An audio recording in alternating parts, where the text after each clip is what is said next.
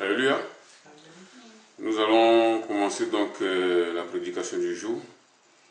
Bon, aujourd'hui, le thème de notre message, c'est Colossiens 3, 1 à 7. Ça, c'est la première lecture que nous allons faire. Colossiens 3, 1 à 7. Si quelqu'un a trouvé la lecture, qui me le donne.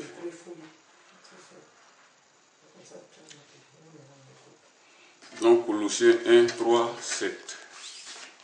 Je vais chercher.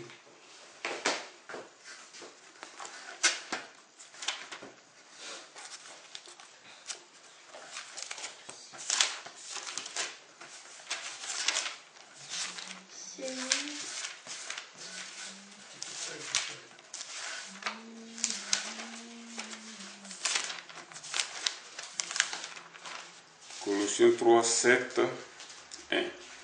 Bon, donc j'ai fait la lecture. Et on dit ici, parmi lesquels vous marchez autrefois, lorsque vous viviez dans ces péchés. Mais maintenant, renoncez à toutes ces choses, à la colère, à l'animosité, à la méchanceté, à la calomnie, aux paroles déshonnêtes qui pourraient sortir de votre bouche. Ne mentez pas les uns les autres, vous étant dépouillés du vieil homme et de ses œuvres, ayant revêtu l'homme nouveau qui se renouvelle dans la connaissance selon l'image de celui qui l'a créé. Je continue, j'avais dit 7, mais le verset s'étend, parce que là je n'avais pas bien noté. Il n'y a ici ni grec, ni juif, ni circoncis, ni incirconcis, ni baba, ni scythe, ni esclave, ni libre. Mais Christ est tout en tout. Alléluia. Donc c'est Colossiens 3, 1 à 11. Ça c'est la première lecture. La deuxième lecture, nous allons le faire dans Colossiens 2, 14, 15. Colossiens 2, 14, 15, la deuxième lecture. Colossiens 2, 14, 15, la deuxième lecture. Donc je lis ici. Et il a effacé l'acte dont les ordonnances nous condamnaient et qui subsistait contre nous. Il l'a détruit en le clouant à la croix. Il a dépouillé les dominations et les autorités et les a livrées publiquement en spectacle en triomphant d'elles par la croix. Alléluia. La troisième lecture, c'est Colossiens 2, 9 à 10. Colossiens 2, 9 à 10. Donc ici, j'ai dit, car en lui habite corporellement toute la plénitude de la divinité. Vous savez tout pleinement en lui qui est le chef de toute domination et de toute autorité. Et c'est en lui que vous avez été circoncis d'une circoncision que la main n'a pas faite. Mais c'est la circoncision de Christ qui consiste dans le dépouillement du corps et de la chair. Alléluia. On revient au texte initial qui est Colossiens 3, 1, 7. Colossiens 3, 1, 7.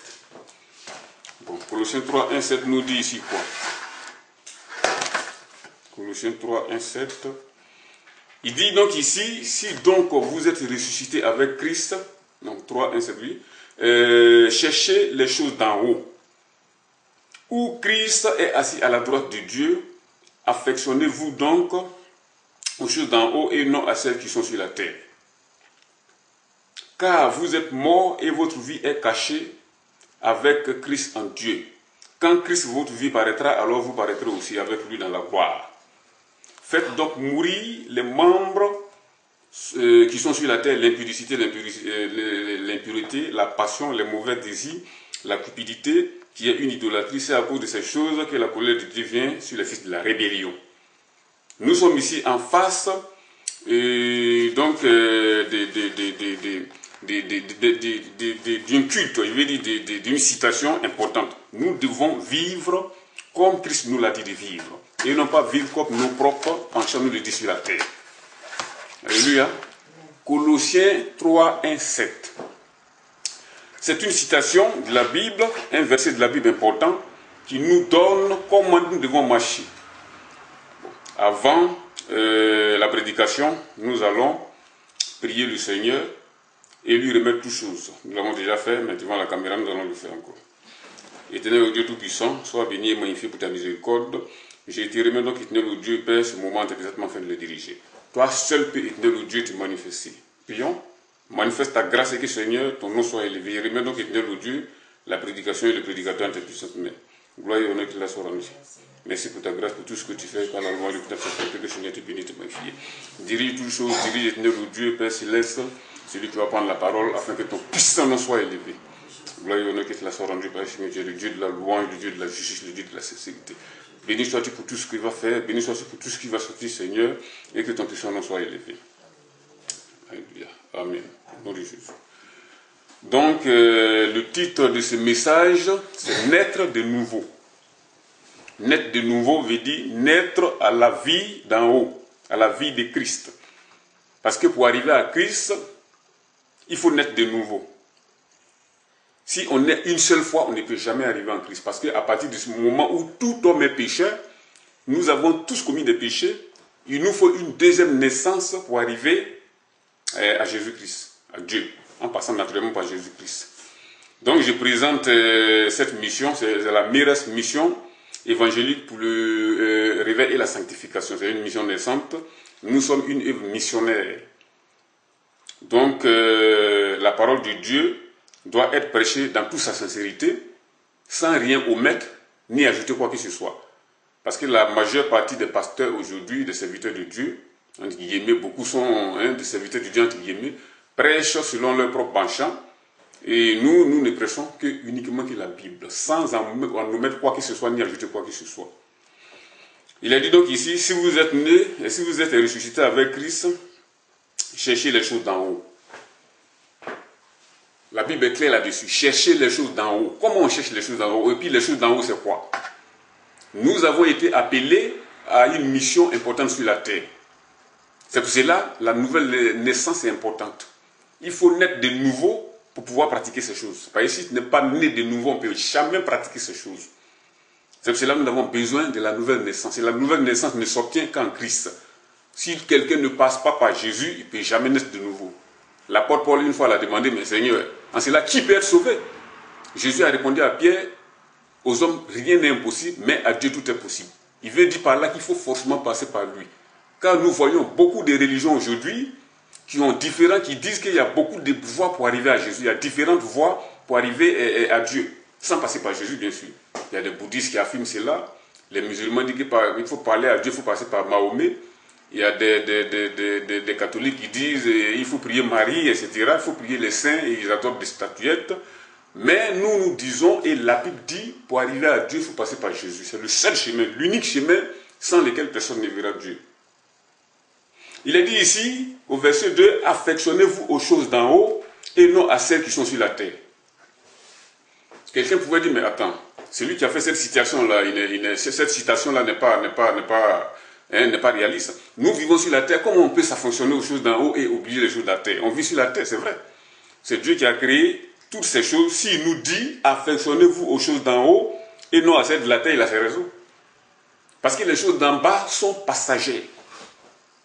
Les choses d'en bas sont éphémères, ne durent pas. C'est pour un temps. La preuve est que lorsqu'on mange, on va ensuite aux toilettes et on sait ce qui se passe. Mais les choses d'en haut sont éternelles. C'est pour cette raison que le Seigneur dit, affectionnez-vous aux choses d'en haut et non pas à celles d'en bas.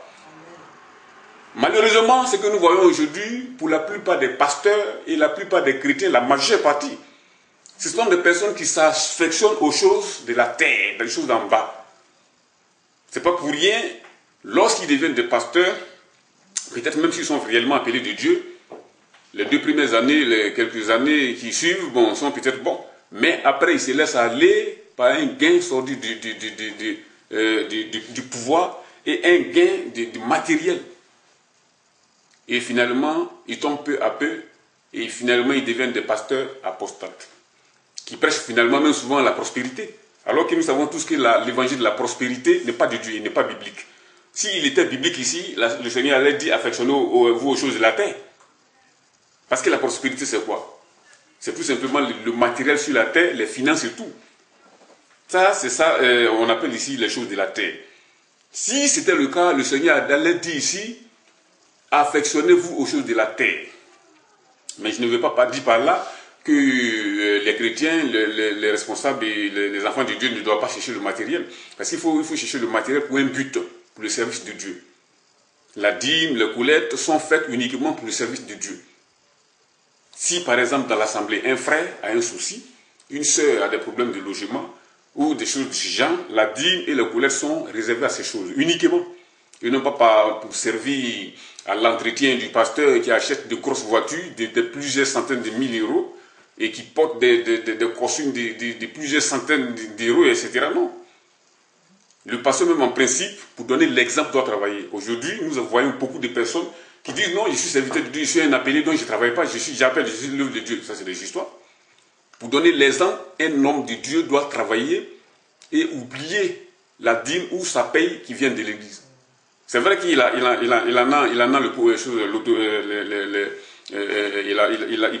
il peut être se servir de ça, mais nous disons que pour donner un exemple, il doit abandonner ces choses et vivre de son propre salaire, travailler. Nous avons vu l'apôtre Paul.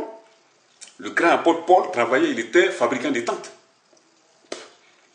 Il n'a pas dit non, puisqu'il est au service de Dieu, l'église doit le prendre en charge. C'est vrai que pour se consacrer aux choses de Dieu, il faut vraiment se consacrer à ça. Mais si tu as la possibilité de travailler pour pouvoir vivre de tes propres revenus, il n'y a pas de problème, tu le fais.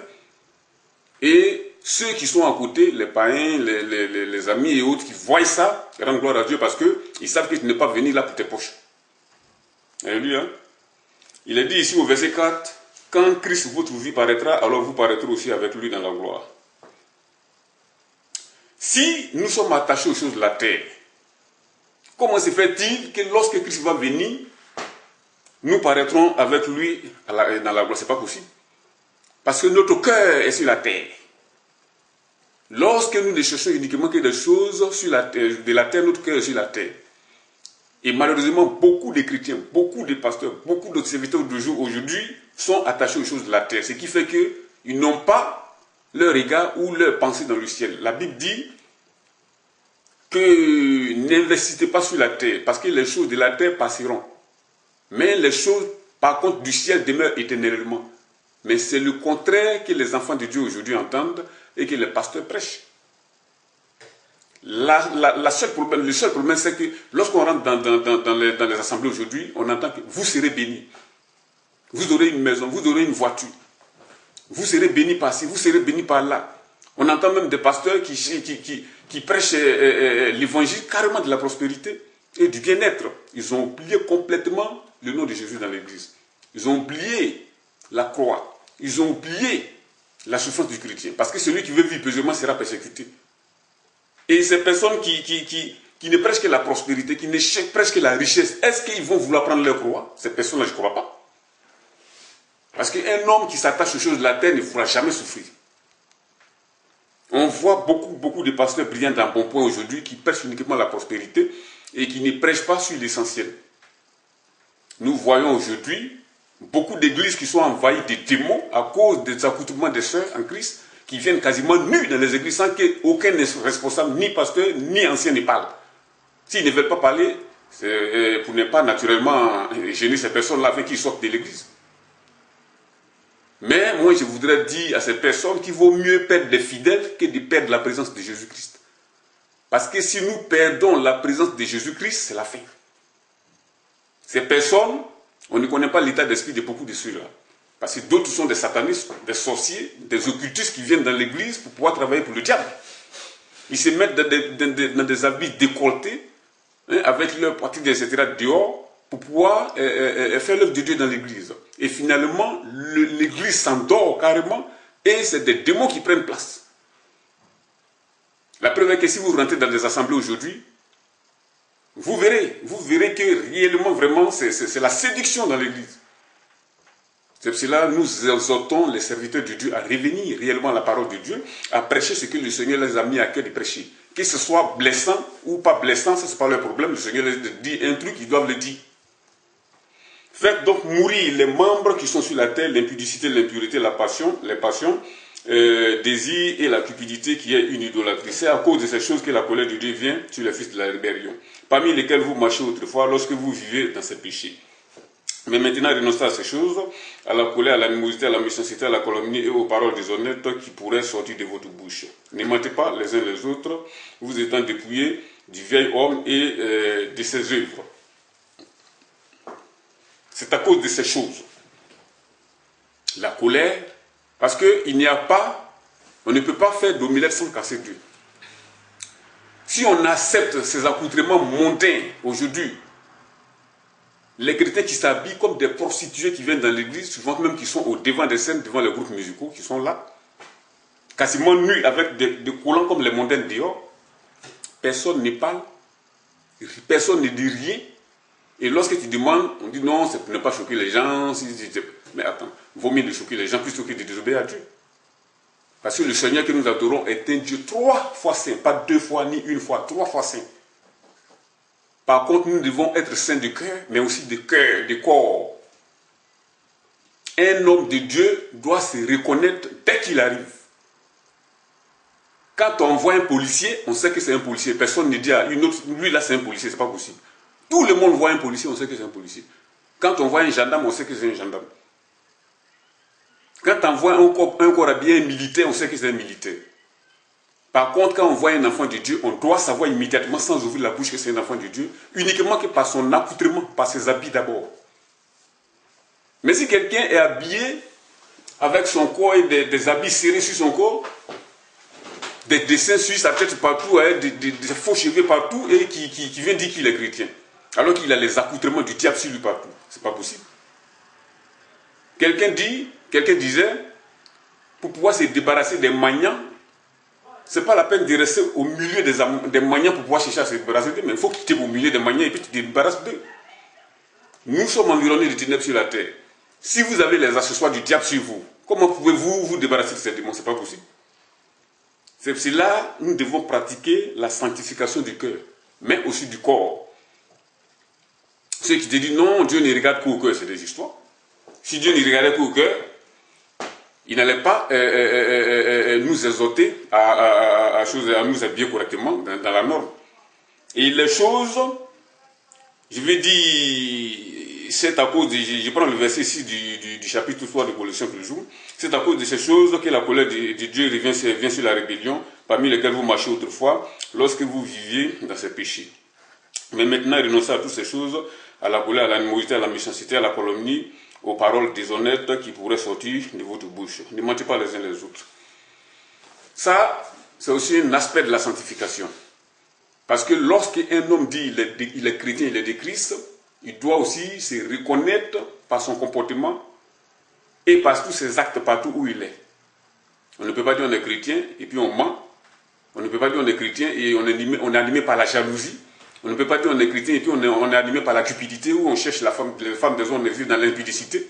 Mais malheureusement, c'est le cas des enfants de Dieu dans les églises aujourd'hui, y compris même les pasteurs.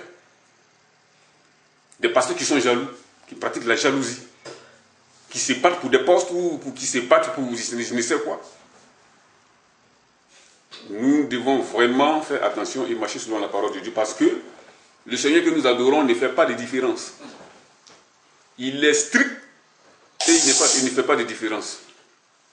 C'est pour cela que nous devons marcher réellement dans la sanctification. Donc, je dirais donc, il n'y a donc ici ni grec, ni juif, ni circoncis, ni baba, ni saint, ni esclave, ni libre, mais Christ est tout en tout. Le Seigneur Jésus-Christ ne fait exception de personne. Il ne fait exception de personne parce que c'est un Dieu qui accueille celui qui pratique sa parole. Que tu sois riche, pauvre, vieux, enfant, qui que tu sois, une fois tu acceptes Jésus et que tu lui donnes ton cœur, c'est ce qui l'intéresse, c'est tout.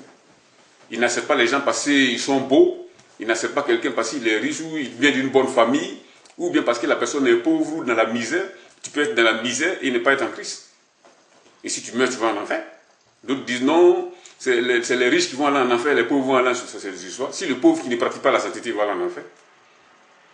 Bon, la deuxième lecture, je la prends ici dans Colossiens 2, 14, 15. 2, 14, 15. Il a effacé l'acte dont les ordonnances nous condamnaient et qui subsistait contre nous et il l'a détruit en le clouant à la croix. Il a dépouillé les dominations, les autorités et les a livrées publiquement en spectacle en triomphant d'elles par la croix. Vous savez, le Seigneur a tout fait pour nous. Nous qui étions condamnés avec le diable, voilà que nous avons reçu maintenant la grâce de Dieu et nous avons droit à la vie. Dieu pouvait dire, bon, ils ont péché, ils doivent mourir. Puisqu'ils ont péché, ils doivent mourir. Mais qu'est-ce qu'il a dit? Il a décidé lui-même de venir se donner lui-même à la croix du Calvaire pour payer le prix. Parce que c'est un Dieu de principe. Sa parole, il ne marche jamais en dehors de sa parole. S'il n'avait pas fait cet acte, et puis il nous sauvait par-dessus tout, en disant, bon, c'est pas grave, ils ont péché, il n'y a pas besoin de sacrifier, je les pardonne. Et les démons? Et le diable et ses démons? Il ne les a pas accordé une grâce pareille. Et ils n'ont pas eu cette grâce. Donc nous qui avons eu cette grâce, il fallait un sacrifice. Et ce sacrifice-là, Dieu ne s'est pas contenté de sacrifices d'animaux, de bœufs ou de moutons, d'agneaux. Il a envoyé son propre fils pour le livrer en sacrifice sur la croix de Calvaire afin que nous puissions être sauvés. On est sauvés aujourd'hui à cause du sang de Jésus, à cause de son sacrifice. Jésus est mort pour nos péchés. Il est ressuscité pour nous justifier. Il est assis à la droite de Dieu le Père, en train d'intercéder pour nous, 24 sur 24. Il ne dort ni ne sommeille. Pendant ce temps, nous, on vit dans l'impudicité, on vit dans n'importe quoi ici. Les gens se comportent maintenant carrément comme les gens du monde. Aujourd'hui, porter le nom de chrétien fait souvent peur ailleurs, souvent dans certains endroits, parce que les chrétiens sont les plus hypocrites de la terre aujourd'hui. Ils ne rendent pas service, il n'y a pas de services sociaux au milieu d'eux, et ils sont des méchants, ils ne s'entraident pas. Pourtant, ceux-mêmes qui ne connaissent pas le Seigneur, les musulmans, sont très sociables. Quand un d'entre eux est dans des problèmes, ils sont tous là pour le soutenir. Ce n'est pas le cas chez les chrétiens aujourd'hui. Et tout cela nuit au nom de Jésus-Christ. Alléluia. Et cela, nous devons faire très attention. Nous devons faire très attention. Donc, je continue donc dans le verset 14 toujours. Et on dit donc qu'il a effacé l'acte qui nous condamnait, etc. Dieu ne nous a pas exigé un prix, parce qu'il sait que nous n'avons rien. De toute façon, tout l'appartient. Qu'est-ce que nous allons prendre pour payer le salut? Personne, rien. Il s'est donc donné lui-même afin que nous puissions hériter du salut. C'est ce qu'il a fait en envoyant son propre Fils sur la terre, et nous sommes aujourd'hui libérés de la mort. Nous sommes libérés des chaînes dans lesquelles nous étions liés par des démons et Satan, afin de nous condamner un jour. Mais Dieu est venu effacer tous nos péchés et briser toutes ces condamnations. Nous sommes aujourd'hui libérés. Alléluia. Nous sommes aujourd'hui libérés, complètement délivrés. Bon, on dit ici aussi, il a dépouillé les dominations et les autorités, il les a livrées publiquement en spectacle en triomphant d'elle à la croix, par la croix.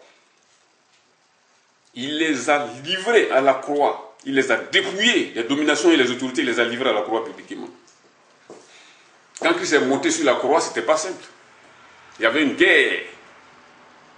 Et la guerre de Christ, c'est une guerre qui ne se passe pas dans l'opulence. Quand il était sur la terre, on ne l'a pas vu dans les carrosses des rois. On n'a pas vu habillé d'habits magnifiques des palais. On ne l'a pas vu en train de manger dans des palais des rois. Il était tout simple, il faisait de ville en ville, il les faisait à pied avec ses disciples. Lui, le créateur du monde. Vous voyez? L'enfant de Dieu doit être caractérisé par la simplicité. Par la simplicité. Lui, du Dieu qu'il était, il s'est laissé clouer à la croix du Calvaire. Il s'est laissé arracher les barbes. Il s'est laissé flageller. Et le plus dur de tous, c'est qu'il a accepté les crachats des gens sur lui. Jésus-Christ, le créateur du monde. C'est pour cela que nous ne devons pas nous amuser avec le salut. Alléluia. Il a supporté tout cela pour nous, afin que nous puissions parvenir un jour au salut. Nous sommes ici, sur cette terre, des pèlerins et des voyageurs sur la terre. Tant qu'on vit, on est dans une lutte quotidienne, mais nous avons le Saint-Esprit qui nous soutient. Le Seigneur lui-même est là pour nous soutenir, pour nous amener constamment à la victoire. Un chrétien peut chuter, mais on doit se relever et non pas rester dans la chute à terre. Beaucoup chutent malheureusement et ils restent couchés. C'est ce qui est dangereux pour nous. Donc il est dit dans le verset ici, verset 16, que personne donc ne vous juge au sujet du manger ou du bois ou au sujet d'une fête, d'une nouvelle lune, etc., etc. Nous qui sommes sauvés, nous avons l'assurance du salut. Ce n'est pas rien l'assurance du salut. Parce qu'un homme, un enfant de Dieu qui dit qu'il a l'assurance du salut, est le plus heureux des hommes sur la terre. La plupart des religions, je dirais même toutes les religions, tu vas demander à ces religions ou à ces religieux-là, est-ce que vous avez l'assurance du salut? Ils ne vont jamais répondre par l'affirmation, ils vont dire toujours non, on ne peut pas être sûr de son salut sur la terre, c'est après la mort qu'on est sûr, on peut savoir ce qui va se passer.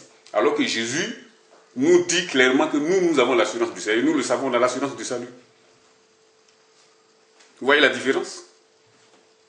Les religieux n'ont pas l'assurance du salut, mais celui qui croit fermement en Jésus et qui croit que Dieu l'a ressuscité des morts a l'assurance du salut. C'est ce qui fait la différence entre nous et les gens du monde. J'ai fini, je coupe ici, je continue dans la troisième lecture, Colossiens 2, 9, 10. Colossiens 2, 9, 10. Bon, là j'avais déjà lu ça. Bon, je termine ici.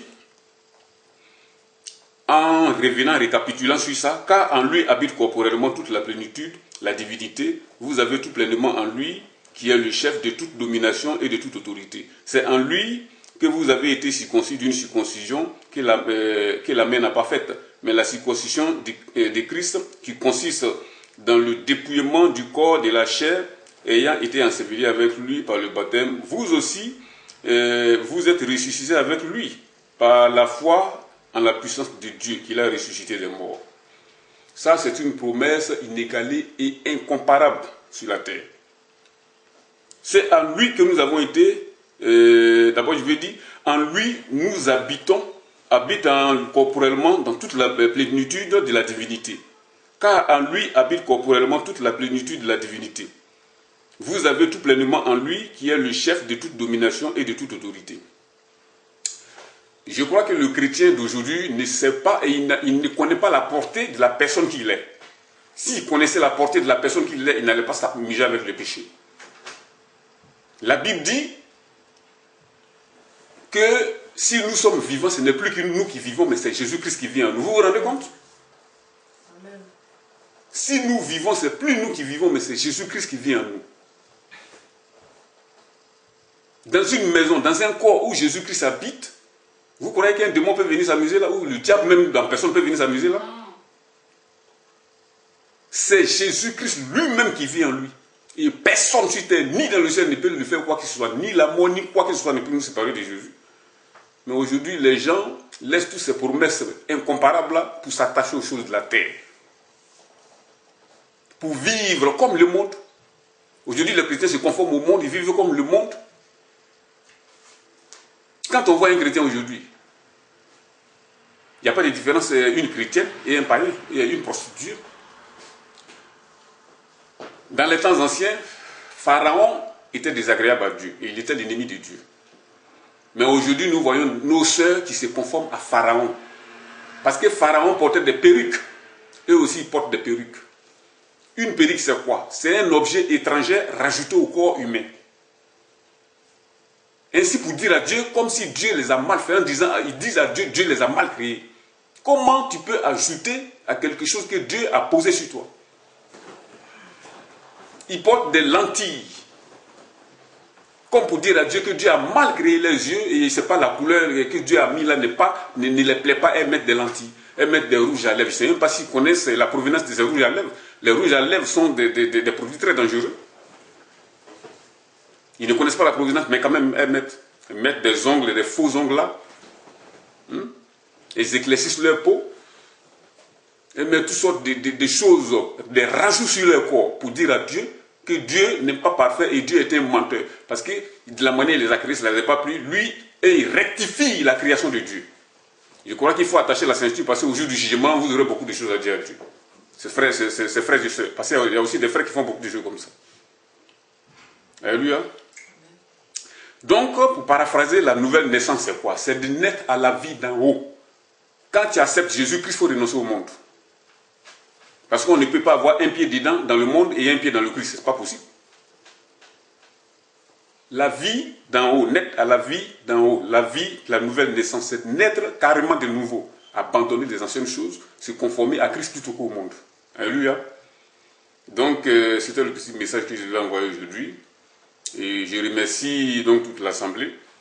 Et je vous remercie au nom de la MIRES, la mission évangélique pour le réveil de la sanctification. Que le Seigneur vous bénisse tous. Amen. Amen.